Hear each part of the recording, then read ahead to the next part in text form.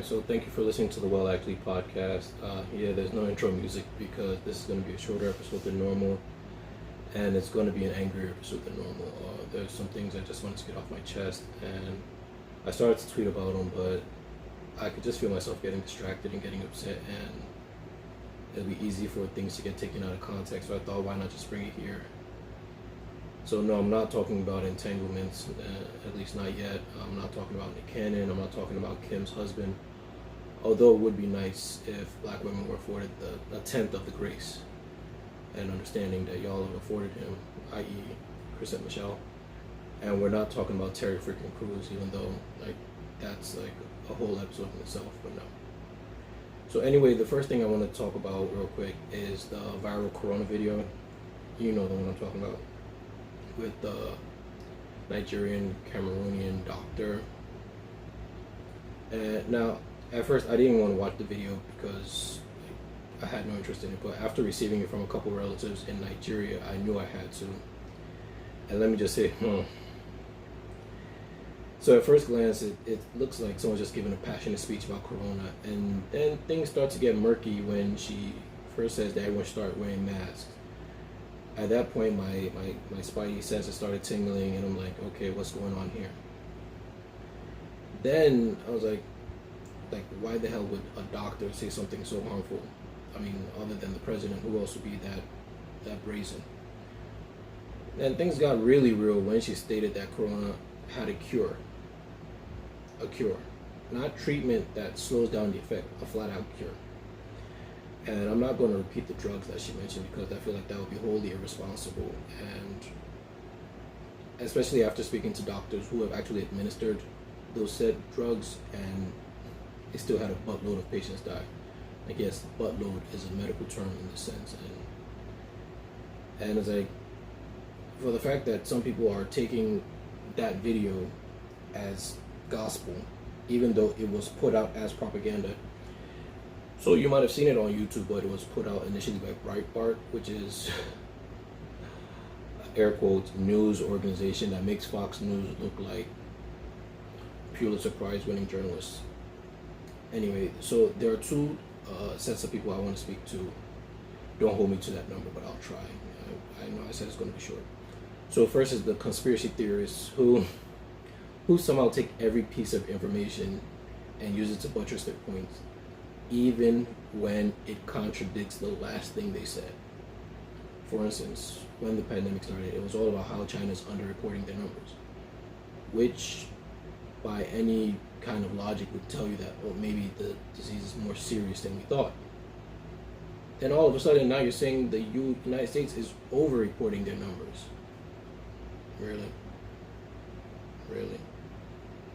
I mean, obviously there's some discrepancy in numbers because, how do you know someone died directly from corona, or corona started but system failure, and you don't know any of that, so don't even try to get all Doogie Howser on us. And then I kind of like how y'all quietly just stopped comparing the coronavirus to the flu, because you realize just how stupid that sounded. And for those of you who need numbers, to put that narrative to rest once and for all, there were 35,000 flu-related deaths last year. That's a lot, 35,000. As of this recording, there have been over 153,000 corona-related deaths. And that's with the country effectively shutting down for 3 months, and there's still social distancing guidelines and masks.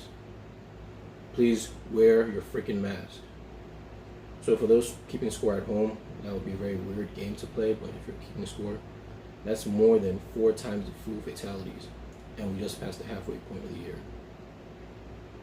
Then the other group of people I want to address are the people who apparently don't understand the scientific method.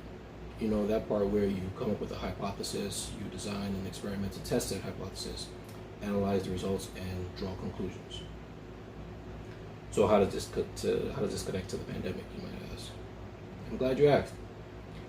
Well, you might have noticed how, in official or medical information, they try to avoid using the name coronavirus because that's a broad type of virus. Remember SARS, MERS? Those are all types of coronaviruses. So COVID-19 is probably the more accurate name. And I suppose if you want to get technical, COVID-19 is the disease, SARS-CoV-2 is the virus. So you remember when they were calling it the novel coronavirus? Novel as in new, as in not previously identified. So you know what scientists do? They try to apply what worked in other similar diseases and adjust based on the results. So when people start saying, oh, they said one thing at the beginning and now they're changing, yeah, that's how science works, dumbass. The same thing as when you were a child, they told you not to touch the stove or not to, because they knew you couldn't handle it then, and they adjusted based on new information and based on how you responded to the information they gave you as well. It's like, yeah, you can cook now, but imagine if they just told you never to go near a stove. You'd be like me and not know how to cook. Anyway, what I'm trying to say is, anyone who has like just simply taken like accurately prescribed medicine, you know that just because it worked for someone else doesn't necessarily mean it's going to work for you. And I'm not going to even get into how y'all think the virus is on some sort of break just because it's summer. Like, it's funny because, and this is the last thing I'm going to say on this, and before I move on, y'all are really out here in the middle of a pandemic that ravages the lungs, and you're risking it over some hookah. Hookah? It as well. So let me get to the main reason for this episode. And I typically don't like to get into like things that are TMZ fodder, because it's like either the stories are uninteresting to me or I just simply have nothing to add to them. And for a while, that's what this was. So the reports we got were Megan Thee Stallion and Tory Lanez were in a car, and there was some sort of altercation, and there was something involving a gun. That's what we had at first. And then later, details emerged, and the picture became clear that Meg was a victim in all this. And then it turns out she sustained bullet wounds in both her feet and required surgery. And from all indications, Tory Lanez was the one responsible. That's, like I said, from all indications. And as horrific as that sounds, like, that's not where the ugliness ended, not by a long shot. So, what even sparked this whole thing was I saw Meg's, I guess there was like a recording of her IG Live where she was where she felt like she had to explain herself and explain how she wasn't like a catalyst for the incident, where she wasn't like someone being violent as well. And I guess I'm also to blame in the, like, when it comes to this, because like I didn't feel a need to like look into it or anything. But once I saw that, it was like it was like a very short video. It was like a 40-second video, and she spent half of it just trying not to break down and cry in the video. And I was like, it was tough to watch. And like I said, that's not where the ugliness ended. So now I'm going to address the idiots, assholes, and brain dead morons who thought that was a breeding ground for comedy. And surprisingly or not, depending on who you ask, the vast majority of the wannabe Dave Chappelles were black men. Yeah. And there might be some of you who are saying, damn, you can't take a joke. And I guess this episode is speaking directly to you. So I'm going to try to get through this without sounding too disgusted, but in case at this point I'm probably not succeeding. Well, if you're one of those people who deem it appropriate to make jokes about a likely incident of assault, I just want to explain why everyone you know should be ashamed of you. So first, we're gonna talk about the nature of these jokes, and they run the gamut of scumbaggery. Like it was a little bit of everything, just in case they wanted to make sure they offended everybody, basically. So we went from everything from how Tory Lanez was well within his rights to shoot Meg because of their size difference. Tory Lanez is 5'3", 120 pounds, and Meg Thee Stallion is 5'10", and therefore she's somehow mannish. And it's funny, and by funny I mean abhorrent, how black women are often the target of this kind of claims. And all you have to do is look at Serena Williams. She faced that, and still faces that up till now. So now, this is where it gets especially despicable. Some folks were making the assertion that Tory discovered that Meg was a transsexual, and that not only provoked the shooting, but excused it. As if being transsexual makes violence acceptable. For the record, it does not. Like, in case you needed some sort of clarification there, it does not. And as if black trans or trans people of color don't have it already tough enough. Like, they have enough things to worry about, like how little anti-discrimination protection they have for things that are as basic as housing or employment. Well, now let me tell you why I think you should really feel like trash and reconsider all your life choices. When you were in your little chuckle fest with your bros and you're talking about how you're shooting chicks all summer, or just laughing at the jokes, there are some clear messages you were sending, knowingly and otherwise. Like, this is just the reality of the situation. So not only did you not find this disgusting, but you found it amusing. And the thing about humor, what we joke about, we normalize, and what we normalize, we excuse. So now you signal to people that you don't have a problem with this. And then to go along with this, now you might think to yourself, hey, I mean, it's just a joke, but is it? All right, explain it to me.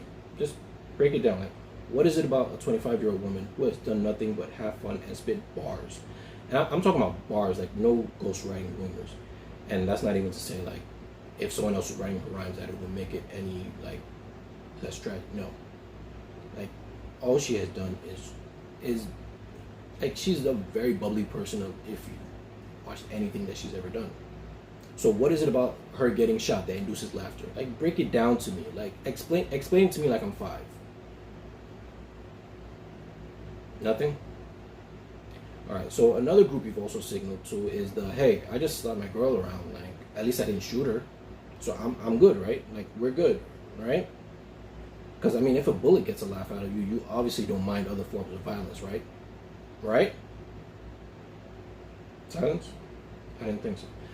And now the final group, which is probably the most impactful one, and this is the group that made me want to record this episode.